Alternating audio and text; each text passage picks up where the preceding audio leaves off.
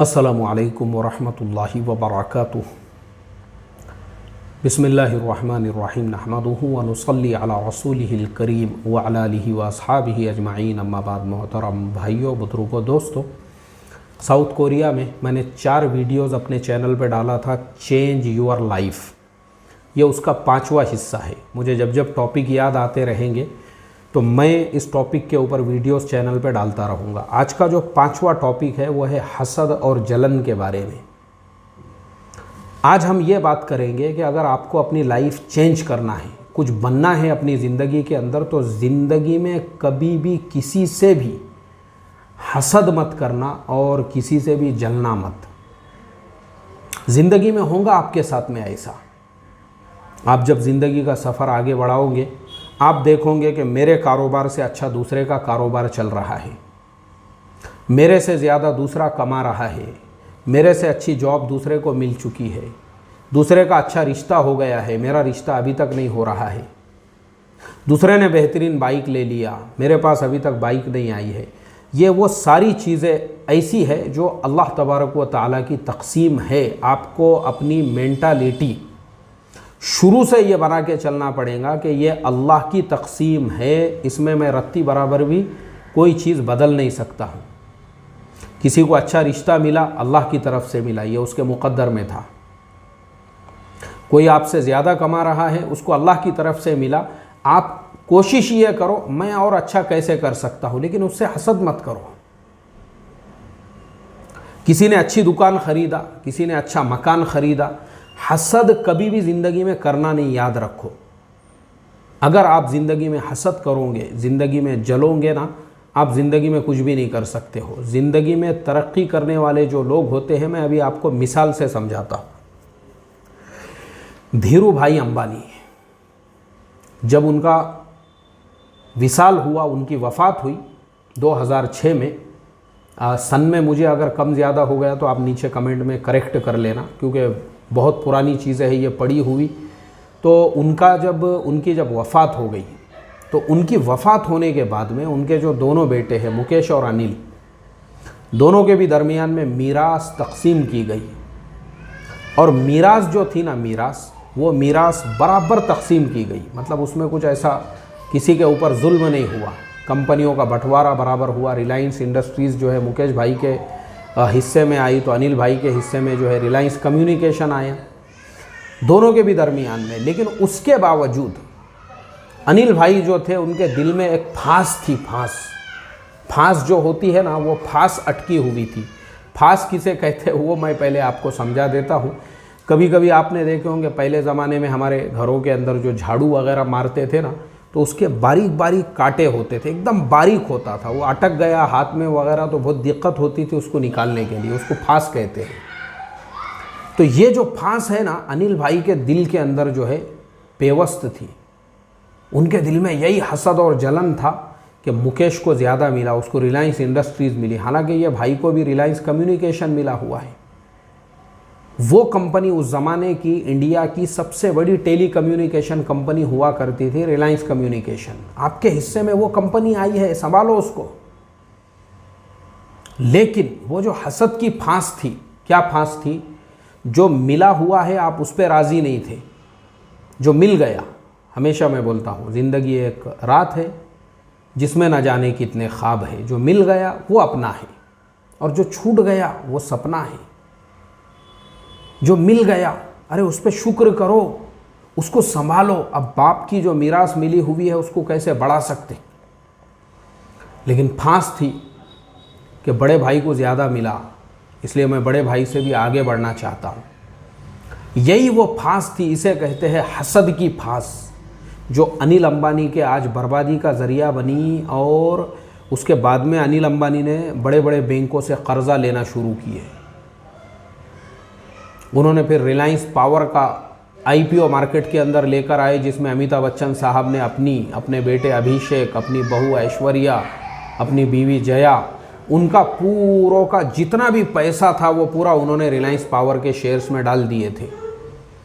और वो शेयर की लिस्टिंग मैं उस टाइम पे लाइव ट्रेडिंग किया करता था कंप्यूटर के सामने बैठ के, मेरे सामने उसकी लिस्टिंग हुई है। वो क्या हाल हुआ होगा बेचारे जो इन्वेस्टर्स थे उनका, वो तो अल्लाह ही जानता है, क्योंकि वही उसका लाइफ टाइम हाई था, उसके बाद ऊपर गया ही नहीं वो, उसके बाद से सीधा नीचे। लेकिन ऐसा एक मार्केट के अंदर हाइक बनी हुई थी, रिलायंस पावर का आईपीओ, रिलायंस पावर का आईपीओ, हर आदमी उसमें पैसे लगाना चाहता था। 2008 की ये बात है। लेकिन दुनिया ने देखा वो आईपीओ लाने का मकसद भी अपने बड़े भाई को छोटा दिखाना, उसको ये बताना कि देख मैं भी तेरे से आगे जा सकता हूँ बेटे, भले तू बड़ा हो गया तो क्या हो गया। ये जो हसद वाली सोच होती है ना, उसके बाद और बड़ी कंपनियां डालना है, और जो प्रोजेक्ट जो है भाई को छोटा दिखाने के लिए, कहीं पे गवर्नमेंट का जो है कोई प्रोजेक्ट है, उसके अंदर भाई की भी बोली लगी हुई है, तो अपन ने भाई की बोली से और बोली कम करके लगाने का, क्योंकि अपने को वो टेंडर मिल जाना चाहिए अपने कंपनी को। भाई को बताने का है हम तेरे से बड़े हुए हैं, हमने तेरे से ज़्यादा तरक्की की हुई है। बस यही करते रहे वो, बैंकों से लोन पे लोन, लोन पे लोन, कर्ज़े पे कर्ज़े लेते रहे।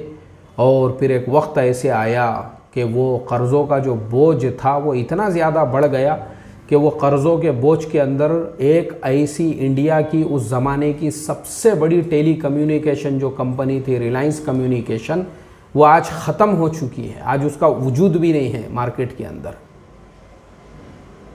अफसोस के साथ मुझे बोलना पड़ रहा है, आज उस कंपनी का कोई वजूद नहीं है मार्केट के अंदर।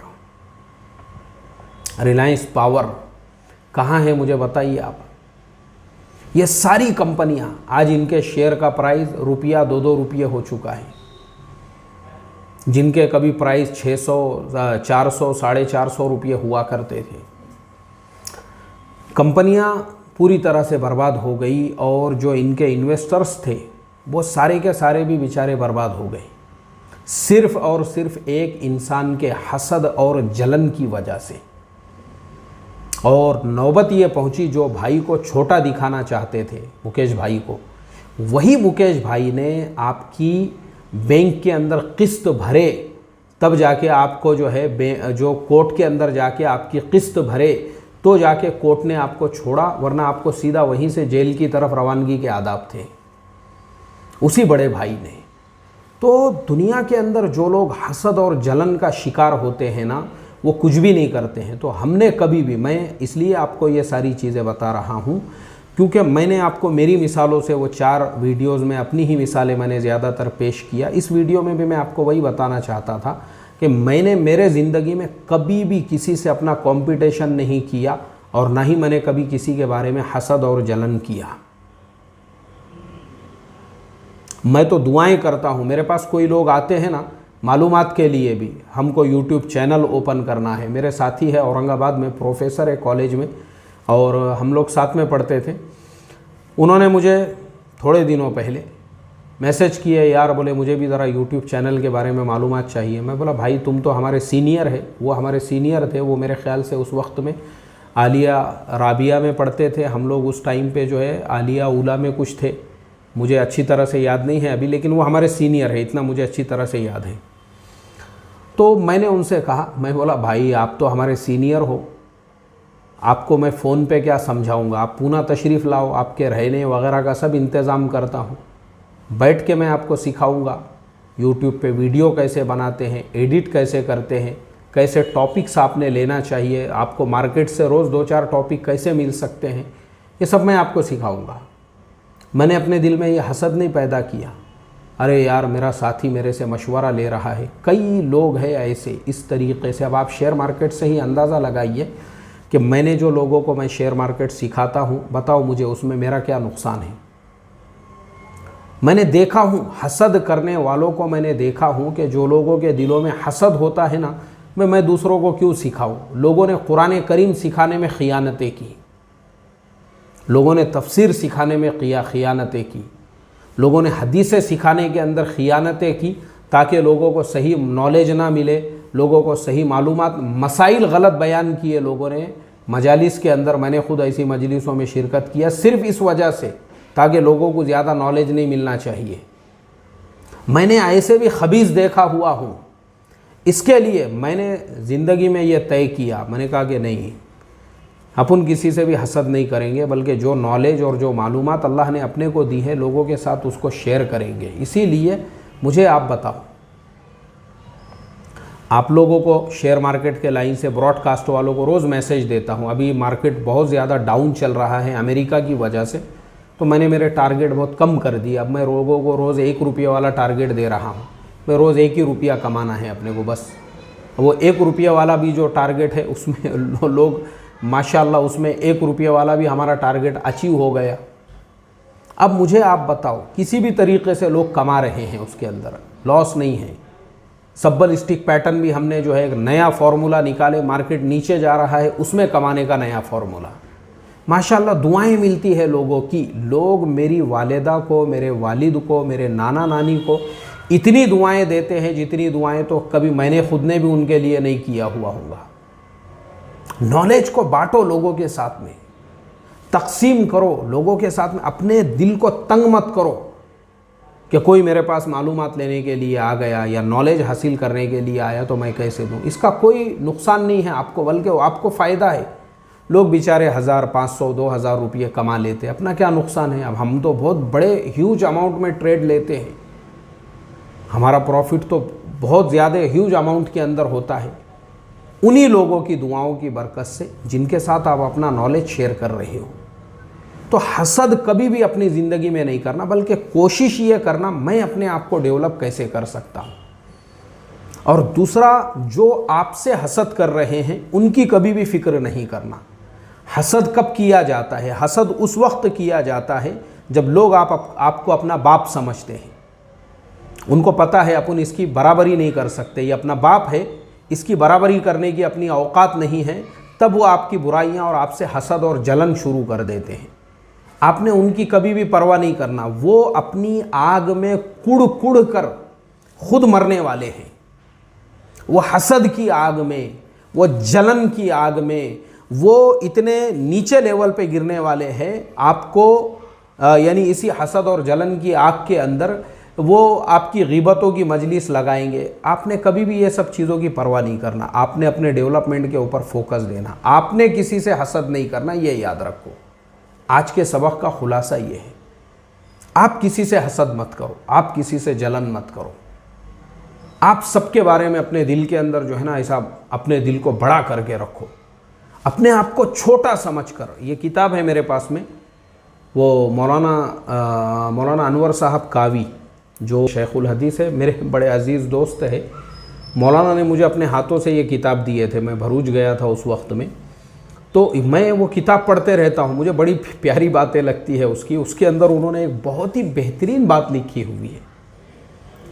बोले देखो, अपने आप को हमेशा छोटा रखो। और अपने आप को छोटा समझने का फॉर्मूला क्या है, और घमंड और अकड़ जो है, गुरूर क्या है, तकब्बुर क्या है, किब्र किसे कहते हैं, उसके डेफिनेशन को उन्होंने इस तरीके से बयान किए कि आप किसी भी जलसे में गए, प्रोग्राम के अंदर गए, और आपको स्टेज के ऊपर अगर बुलाया गया और आप स्टेज पे बैठे हुए हैं और आप वहाँ बैठे बैठे ये सोच रहे हैं कि अये अल्लाह, मेरी जगह तो आम लोगों में थी, लेकिन तूने मुझे स्टेज पे पहुँचा दिया। ये अगर आप अपने दिल में सोच रहे हो कि भाई ये तो मेरी जगह नहीं है, तो ये आपके तवाज़ों की, आजिज़ी की, इनके सारी की अलामत है। आप अपना ताल्लुक़ अल्लाह की ज़ात से सही रखो। और अगर आप आवाम में बैठे हुए हो और आपके दिल में ये ख्याल पैदा हो कि मेरी जगह तो स्टेज के ऊपर थी, ये लोगों को तो समझता भी नहीं, इन्होंने तो मुझे ज़मीन पे बिठा दिए, ये आपका किब्र है, ये आपकी अकड़ है, ये आपका घमंड है, ये आपका गुरूर है। इसी को आपको दुरुस्त करने की ज़रूरत है, इसी को आपको सही करने की ज़रूरत है। ये अपने दिल के अंदर कभी भी मत पैदा होने दो। हसद और जलन ऐसी ही चीज़ों से पैदा होता है। आप अल्लाह की ज़ात से अपने ताल्लुक़ को रखो, दूसरों से कभी भी हसद मत करो। दूसरे आप पे हसद कर रहे हैं, उनकी परवाह मत करो। आज के सबक का खुलासा यही है। जो आपके हासिदीन होंगे वो बेचारे अपने डेवलपमेंट पे ध्यान देने से ज़्यादा आपके बर्बादी की प्लानिंग करते रहेंगे। उसी में उनकी एनर्जी लगेंगी, उसी में उनकी ताकत लगेंगी, उसी के अंदर उनका पूरा सरमाया ख़त्म होगा। उसी में वो बेचारे जो है ना कूदते रहेंगे और आप तरक्की करते रहो, आप आगे बढ़ते रहो। आप अपना कोई भी काम आपसे हसद करने वालों की वजह से मत छोड़ो। आपके हसद करने वाले पूरे एड़ी चोटी का जोर लगा देंगे कि आप जो है आपके बयानात लोग ना सुने। आप रोज़ 4 बयान अपने चैनल के ऊपर डालो। आपसे हसद और जलन करने वाले वो पूरा एड़ी चोटी का जोर लगा देंगे आपको झुकाने के लिए। आप अपने काम में लगे रहो। देखो उनका तोड़ यही है, उनका जवाब यही है, अपने काम पर फोकस दो। एक बयान की जगह रोज़ 4 बयान डालो। ये है आपका जो है ना, उनके आप परवाह मत करो, वो कुछ उखाड़ नहीं सकते तुम्हारा। वो सिर्फ हसद और जलन में कुड़ के, ऐसा कुड़ के आपके ख़िलाफ़ साजिशें कर सकते, आपके ख़िलाफ़ प्रोग्राम बना सकते और आगे चल के हार्ट के, ब्लड प्रेशर के, हाइपरटेंशन के पेशेंट बन सकते हैं। इसके अलावा वो कुछ भी नहीं कर सकते हैं। वो कर रहे हैं, आप उनकी परवाह मत करो, लेकिन आप मत करो किसी से भी हसद और जलन। दूसरों की तरक्की देख के खुश होना सीखो। ये मेरी आदत है। अब मैं आपको मेरी मिसाल, मैंने 4 वीडियोज़ में मेरी ही मिसालें देकर समझाया था, अभी भी मैं आपको समझाता हूँ। मेरी आदत है दूसरों की तरक्की देखकर जो है ना उसका हौसला बढ़ाना, उसकी हिम्मत बढ़ाना, उसको और आगे बढ़ाने का हौसला देना। अभी मैं हैदराबाद गया था, सैयद आमिर भाई बोलकर वहाँ पे मुझे मिले थे। इंजीनियर है वो, बी फार्मा उन्होंने किया हुआ है। उन्होंने जो है अपने ख़ुद के कुछ प्रोडक्ट्स बनाए हुए हैं, तलबीना वग़ैरह और ऐसे ही पंजेरी वग़ैरह। मुझे इतनी खुशी हुई, माशाअल्लाह इतनी खुशी हुई, मैंने उस पर भी वीडियो बना के डाला चैनल पे कि हमारे एक ईमान वाले भाई ने नया कारोबार शुरू किया। हौसला बढ़ाओ ना उसका। आपके बाप का क्या नुकसान है उसके अंदर, अगर उसके 2-4 डब्बे ज़्यादा बिक जाते हैं आपके वीडियो डालने की वजह से। तो मेरी सोच ऐसी है, आगे बढ़ाओ लोगों को, लोगों के हौसले बढ़ाओ, लोगों की हिम्मतें बढ़ाओ, लोगों को आगे बढ़ाने का काम करो। अगर आप इस तरीके से करोगे ना, अल्लाह आपके साथ में कभी भी बुरा नहीं करेगा। मुझे अल्लाह तबारक व तआला ने हर तरफ से जो नवाजा हुआ है, उसका सबसे बड़ा रीज़न यही है, मैं कभी किसी से हसद नहीं करता हूँ। मैंने कभी किसी के ख़िलाफ़ साजिशें नहीं किया, कभी किसी के ख़िलाफ़ प्लानिंग नहीं किया, कभी मैंने जो है गुंडों का इस्तेमाल नहीं किया, कभी मैंने गांजा बेचने वाले और हार्ड भत्ती की दारू बेचने वालों को सुपारियाँ नहीं दिया किसी के ख़िलाफ़ में उससे जाके झगड़े करो और पागल कुत्ते के जैसा भंबोड़ जाके उसको भोंक उसके ऊपर जाके। ऐसा पागल कुत्ते को कैसा छोड़ते, वैसा मैंने किसी गंजेटी को और किसी दारूड़िए को छोड़ा नहीं ऐसा किसी के ऊपर। मुझे मालूम है, लोगों से मोहब्बत करो, हसद जलन करके तुम किसी का कुछ उखाड़ नहीं सकते, और जो तुम्हारे से कर रहे हैं ना वो भी तुम्हारा कुछ नहीं उखाड़ सकते। सिर्फ ब्लड प्रेशर के पेशेंट, हार्ट के पेशेंट, हाइपरटेंशन के गोलियां, इसके अलावा उनका और कोई इलाज नहीं है। यही उनका इलाज है, यही बीमारियां उनका इलाज है। लेकिन आप मत करो, आप लोगों को आगे बढ़ाने का काम करो। नौजवान अगर कोई आगे बढ़ रहे हैं, नौजवान उलामा, आप सीनियर है, आप बुढ़े बड़े हैं उम्र के अंदर और वो आगे बढ़ रहे हैं, उनको आगे बढ़ाओ, उनके हौसले बढ़ाओ, उनकी हिम्मतें बढ़ाओ, आप उनको आगे बढ़ाने का काम करो। देखो आपको ज़िंदगी का मज़ा आएगा। ज़िंदगी में आपको जो है ना ऐसा महसूस होगा कि वाकई में भी अल्लाह आपसे कुछ काम ले रहा है। तो आज की बात हम यही ख़त्म करते हैं। अब आगे का जो टॉपिक है हमारा छठा, वो टॉपिक है कि मैंने निगेटिव लोगों से पॉजिटिविटी कैसे सीखा। ये हमारा अगला उन्वान रहेगा। उसके अंदर मैं आपको बताऊंगा कि मैं निगेटिव लोगों के साथ में रहता था तो मैंने उनसे पॉजिटिविटी कैसे सीखा। इससे आप लोगों को और भी ज़्यादा मोटिवेशन मिलेगा इंशाअल्लाह। दुआओं की खुसूसी दरख्वास्त है। अस्सलामु अलैकुम व रहमतुल्लाहि व बरकातुहू।